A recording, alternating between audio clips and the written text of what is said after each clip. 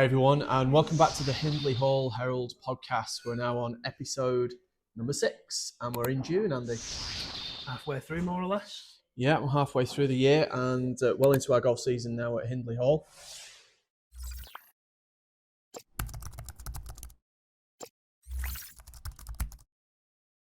And do you want to start us off, as usual?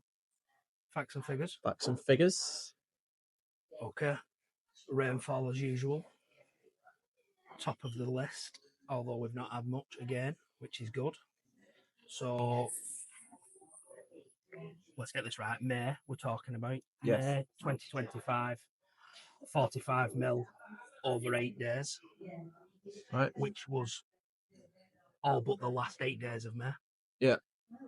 Compared to May 2024 of 132 mil over 19 days.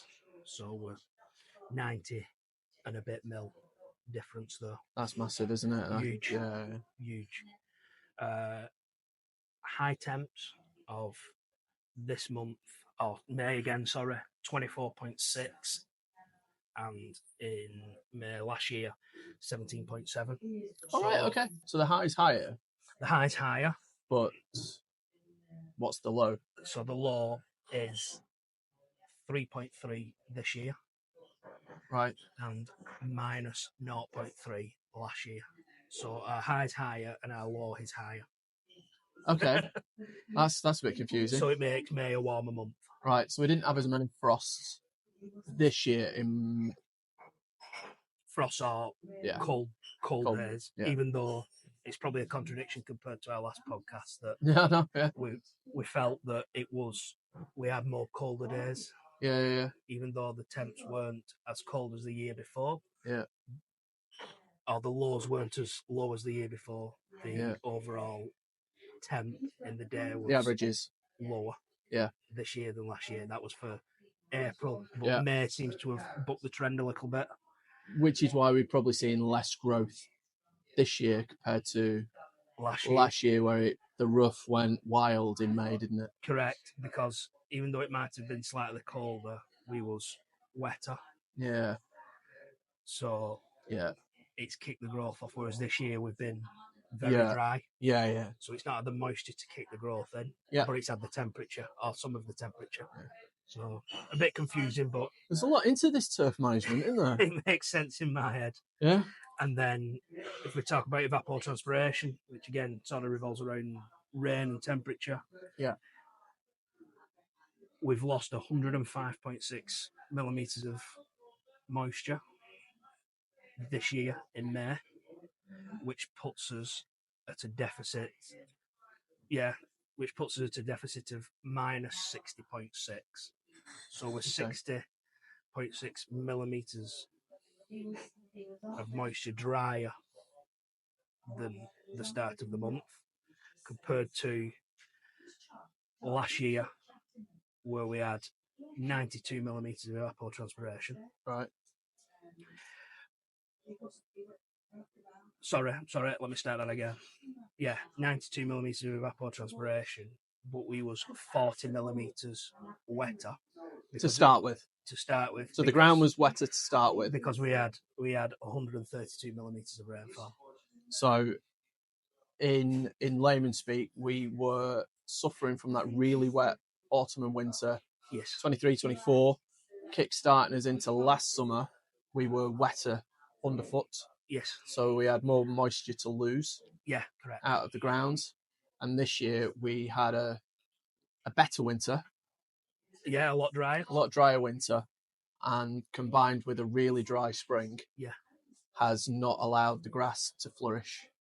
Even though it's been cracking weather for us golfers, it's not allowed the grass to boom. We're all but. I've done this, and it's over in my workshop. I've not brought it with me. But from the 1st of February this year to the 23rd of May, we've had 97 millimetres of rainfall. So that's something like 120 days, I think. Right, okay. Thereabouts. And then from the 24th of May to today, which is the 10th of June. Yes, 10th of June today. We've had about the same amount of rain. Oh, right, okay. Well, So we've had equal or yeah. maybe a touch more in the last 2 weeks than we've had since the 1st of February. That's a lot. Just shows how dry we've been, though, from February to May the 23rd. I mean, we're dry now, obviously, but we've had equal amounts of rainfall, virtually, spaced over 120 days and 14, 16 days, something like that. It wasn't dry on Captain's Day, though. No, it wasn't. We've just had our men's Captain's Day, and it definitely wasn't dry. No, I think we got through it with the skin of our narrowest of margins. Yeah, touch and go for a while, but we did manage to get it in. So what was it like on that day? So average rainfall for the day was 2.8 millimetres per hour. That's average from midnight to midnight. Yep. But at 9:30 a.m.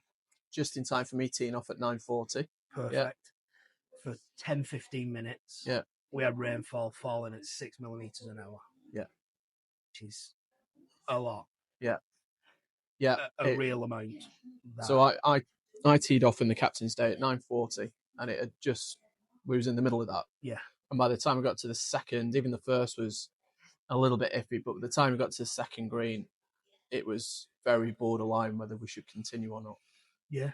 But thankfully, it kind of eased off after that, and we were able to get the rest of the round in. Where I think any more rain at that point, and would have been bringing people in for a suspension. Yeah, I think it would have had to have been called. Yeah, we'd have had to have done something. Postpone play for half hour, an hour, whatever it might have been. It was really just a couple of puddle spots on the greens, but you can always move around them by taking relief of casual water. But there was a little bit of a sheen going on around the holes, which was making it very difficult to put on. So, and we was aware of that. We tried to put them in high spots. Yeah.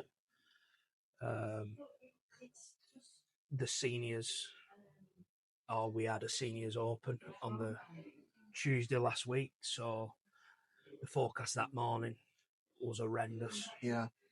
I've not looked at them figures, but I would say it was just as bad as Similar, the rainfall on Captain's Day morning. Yeah. And we put holes in high spots, and then we've moved them around since then, and then sort of over a week's period, not having very big greens, them high spots suddenly. Yeah. Struggling. And so not many places to keep moving it. To keep putting it around. So we sort of tried our best, and like I say, I think we just about got away with it. Yeah. So we're looking at, if that happens again, just to keep evolving the way that they're trying to manage the golf club and the golf course. We're going to try and get a few squeegees on board and ordered. Yeah. So we've ordered them. All right. Ordered excellent. On where, and that's a big thanks to the 200 Club. Yeah. Di put an email out to them asking the money that's in that pot, whatever that is. Yeah. Could they use some of it to buy some squeegees? So thank you. We got a yes, and they'll be here tomorrow. Excellent. So that allows us just to move the water away. Yeah. Really easily and get play just continuing really rather than having to halt it. Because it was really, from my opinion last Saturday, just that sheen on the greens that was holding the moisture, and we can just squeegee it away. We'd have carried on. I think if that rain had carried on Captain's Day, irrelevant of if we'd have had squeegees or not, it was too heavy.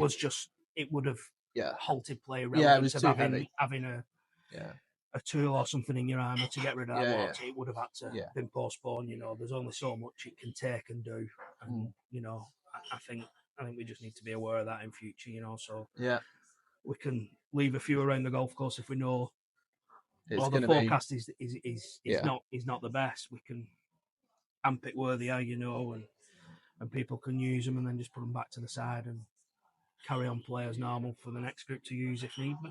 Yeah. And hopefully it might get us through a few more days if that's how the weather turns out. Yeah, absolutely. Yeah. What's next on your agenda? Shall we talk irrigation tanks. Oh, yes. Go on. Vandalism. Yes, let's talk sabotage, about that strange scenario. Yeah. So I'm sure most of you will have seen an email that came out from us to say that we'd had some sort of vandalism, sabotage, whatever you want to call it, on the irrigation tanks.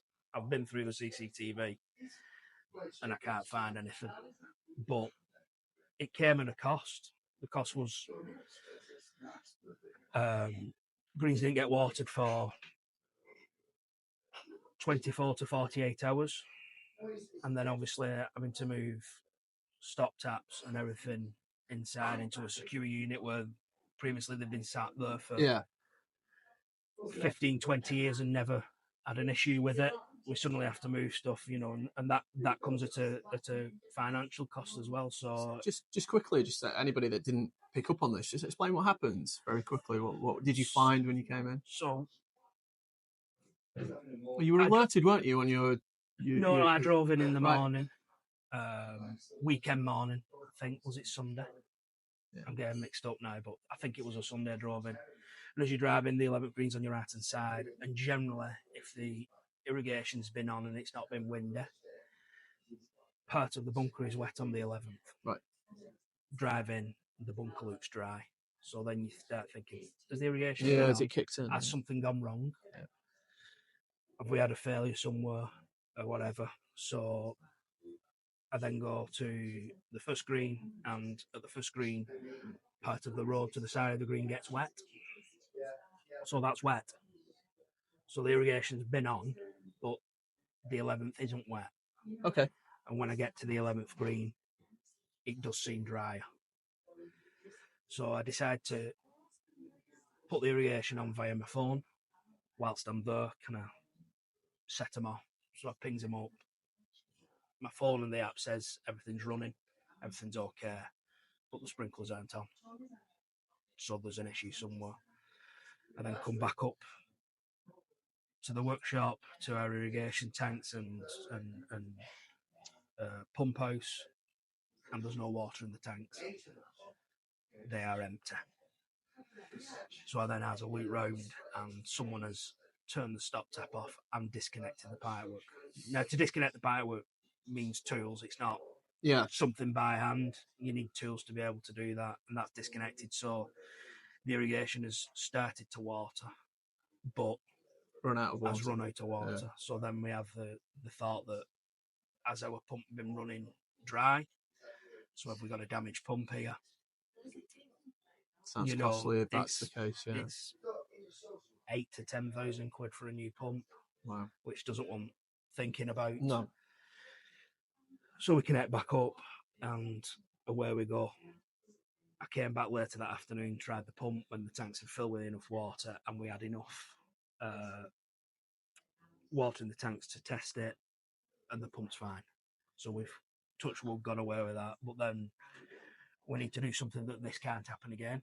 Yeah, of course. So in doing that was just a cost in materials alone. This isn't including labour and half a day for 4 lads. In labour costs, the cost alone just for materials was £318.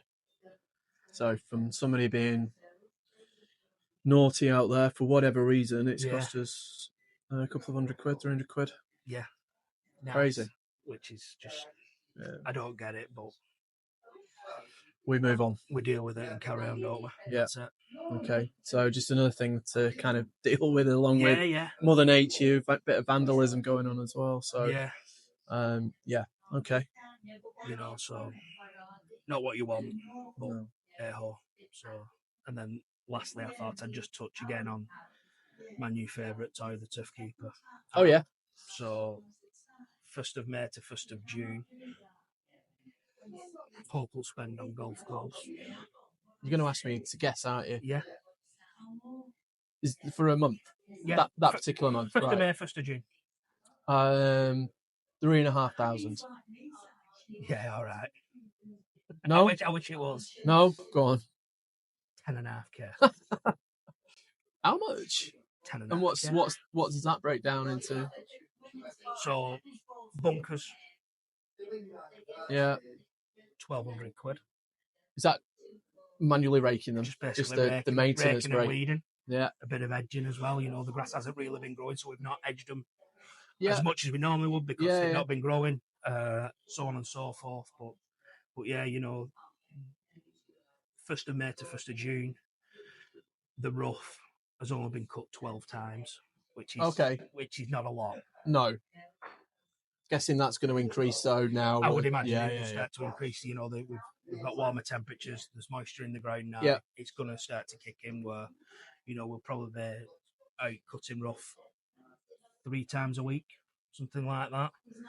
But for that 1st of May to 1st of June, with again just over £1,000, and it's only 12 times. Yeah.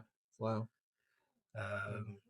And then a couple of other bits that just stood out at me as well was the practice ground. 1st of May, 1st of June, only got cut twice. Okay. Just because of growth. Yeah. It was £187. To cut the practice ground. To cut the practice ground twice. Okay.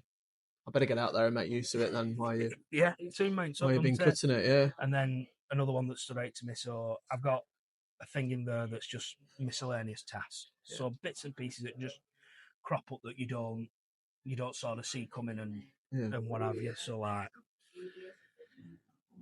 a bit of weeding around the putting green and the practice green and what have you. You know, I drove in one morning and someone had put a load of litter out of the car in the entrance. So it's going down there, picking that up. But then when you're down there, you see a little bit here and a bit more there. Yeah. And then suddenly you're walking up and down the front entrance, picking up litter and, you know, going out doing GUR lines and drop zones, just bits of miscellaneous tasks for the month, just shy of £800. And all this adds up to 10.5k. That's it's an incredible amount of money just to manage golf course. Yeah, it's a big number. Bit of seed in that as well, or seeding dressing. So we've overseeded and dressed greens today actually. Right. They were fed. Let me get this right. 2 and a bit weeks ago. Right. So we could get that feed washed in and ready for Captain's Day that's just happened. Yeah. And then obviously we've got Hewlett Cup this coming weekend. Yeah, Hewlett Cup final for the men, 2 rounds over the weekend. Yeah. And then the weekend after we've got Ladies Victory Trophy, Ladies District Victory Championship. So greens in total just for 1st of May, 1st of June, £3,861. Wow. Which is where you would expect the majority of your spend to go. Putting numbers to what we're seeing out there. You can't really, when you say to guess, I've no idea. Yeah. So when you say 10.5 grand, that's a serious amount of money. It soon mounts up. Obviously, it's all budgeted for. And, you know, as I said, going forward, we've got Hewlett Cup round 1 and 2 at Saturday and Sunday. And then with Ladies Victory Trophy District Championship, whatever you want to call it. Yeah. Next Saturday, the following Saturday, weekend, 21st. And then I think, I've not looked in the diary, but I think, don't quote me though, I think it's Invitation Day the day after as well. Invitation Day towards the end of the month, on one of the Sundays towards the end of the month, so like 26th. Right. All right, might be the weekend after then. Right, yeah.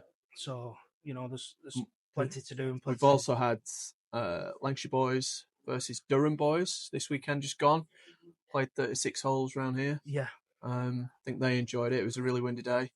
They had a very well presented course for the Sunday, the day after Captain's Day. Yeah. So I think if I remember rightly, I think Lancashire lost by 1. 8. Was it by 1? I think it was all tied after the morning because I watched some of the golf with you. And I think it came down to the last match. Right. Ouch. On the last group. Yeah. For anybody wondering how far some of these plus golfers hit the golf ball, we stood on the 3rd hole, watched the tee shots, and they were 50, 60, 70 yards past the bunker. Yeah, one of them put it near the path that goes to the 11th winter tee off the 3rd tee. Nothing more than a 9 in. No. So these boys are hitting it a long way. They hit it a long way. Yeah. It's good to watch. Yeah, very good. And a pleasure to host them as well. Yeah, it was. It was nice to see. You know, it's events that I hope we can have more of. Yeah, definitely. You know, it's great to get something like that, and hopefully Yeah. they like the golf course and they'll come back and use us again. Yeah, absolutely. Course developments. Okay, so we've got, most of you'll know, it was passed at an EGM that we're doing a major development to the golf course. 2 new holes that won't be called new holes, 2 retention ponds to provide irrigation, water for us, and a driving range, short game practice facility. We did have a planning visit planned for a few weeks ago, but unfortunately the local council cancelled that. Yeah. We've now got a rearranged date of the 19th of June, which is next Thursday. Yeah. So fingers crossed that goes ahead, and if that does, then we'll hopefully then gather a little bit more momentum and can bring you some more updates and drawings, artistic impressions, you know, and show you a bit more of what it's hopefully going to look like, and a bit more of a defined time frame. Yeah. You know, we're kind of just waiting for this visit now. Yeah. And then we can plan our moves going forward and everything else that goes with it. And hopefully, if all goes well, we'll start to see the work begin spring next year. Hopefully, but we have to go through full planning yet. Yeah. And obviously, it'll go to. Can't think what it's called, but it's where the council vote on it rather than it just being passed. It'll have to go to a vote within the council. Right, I don't know what that is. Yeah, but I know what you mean. There's a term for it anyway. Yeah. But hopefully, fingers crossed. Yeah. We can get things right and go forward, and it's exciting times for that. Yeah, absolutely. You know, there's a lot of work going on behind the scenes, and hopefully we can start to show everybody that you know it's been in the planning for a while, but now we're going to proper planning. Yeah, it's a bit strange to say that, isn't it? It's been in pre-planning and now it's in planning. Yeah. And we can start to share it with everybody and hopefully, to use a cliche, take everybody on that journey with us and show that. I think you brought out a great term earlier, that a grassroots golf club can do big things. Yeah, it's not. It's no offense to any other golf club or anything, but it's not just the big popular courses that can do something good, you know, and hopefully we can highlight that water sustainability is something that a lot of people can do. Yeah, there's always a way of doing it, and it's great that a club like ours that isn't a Birkdale of the world or a Parkstone or one of those. Yeah. It's a proper members club with community at its heart, but we can achieve bigger things. Yeah. With the right people behind it. So hopefully this will all kick off next year, and we'll be able to push ahead. Yeah, I mean, there's a lot of work yet to do, and we're going to have teething troubles. We're going to get complaints. We're going to complaints in a golf club. Yeah, absolutely. You know, we're going to mess up somewhere. Yeah, something will go wrong, and it's just about how we deal with it, how we communicate it to you guys, and how we can move on from it and still produce the end result that we all want. Mm-hmm. Good stuff. Exciting times. Yeah. Is there anything else you want to touch on before I finish off with a bit of I don't think so. So good stuff. So that's a lot on the course, what's been happening. Yeah. We're going to do a bit more next month, and we're going to bring the golf side of Hindley Hall back into it with Stuart and Di. Yeah, because we've had, obviously, Captain Julep Cup, Lady Bitch Trophy. There'll be a few other... Lots of team stuff going on as well. And biggish comps. We've got the John Dickinson, I think, as well, coming up, another board comp for the men. So lots of golf to talk about next time. And we've got our Victory Trophy teams that will be out there representing the club. At the end of the month. I'm not quite sure where the ladies are, but the men are at Haydock. Ladies are here. Ladies are here. Ladies have got a home match, so that's really good for them. So hopefully we get some support on the day. From our members to support the ladies, and the gents will be at Haydock Park first weekend in July. So 10 of Hindley's finest. And then talking about the rough, it's US Open this week. Yeah. Notorious for having really, really, really thick rough. So because we've not had a lot of success at this so far. No, we've not. Well, when I say a lot, none. None. Who are you having? Xander. Right, okay.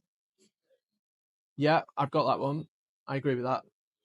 Yeah, I'll go with that one. Have him. I can't have him, no. So I'm not going to have Jordan Spieth because he has done absolutely nothing so far this year. You come to your senses. I've come to my senses now, yeah. Jordan Spieth is not winning a major this year. So I'm going with Tommy Fleetwood. I think Oakmont, pretty long, heavy rough, driving, the fairways key. I think Tommy's the man for this week. Okay. Come on, Tommy, lad. We'll see. Or Xander. We picked Tommy because he's local. Yeah, well. Or are you confident? No, I'm confident, and he's local. Okay. So we'll see what happens at the US Open. 280 or par 3 as well. 280 odd yard par 3. I think that's nonsense. I think they were hitting driver yesterday. They were hitting driver. I just think that's nonsense. I think it's full. No. Who wants to hit a driver when you want to see a pro hit a driver at a par 3? It can't be a par 3. Well, I was planning on that for this Greenkeeper's Revenge at the end of the season. We'll touch on that. Glad you mentioned that. Greenkeeper's Revenge. Some golf clubs host a Yeah. fun event every year. Sometimes in aid of a charity or a local or the junior section. But we host a Greenkeeper's Revenge. So keep your eyes peeled on that one because from what you've said, you sound pretty mean. Yeah, there'll be a 280 par 3 in there. Fantastic. I look forward to hitting that in 2. Yeah. Driver wedge. But that's it for today. Short and sweet. Short and sweet this month, but we'll be back next month with lots of golf talk, more course updates, and we'll catch everybody for episode 7. We're 7 episodes in nearly now. Doing well. We're doing well. So we'll see you all next month and enjoy the US Open. Thank you.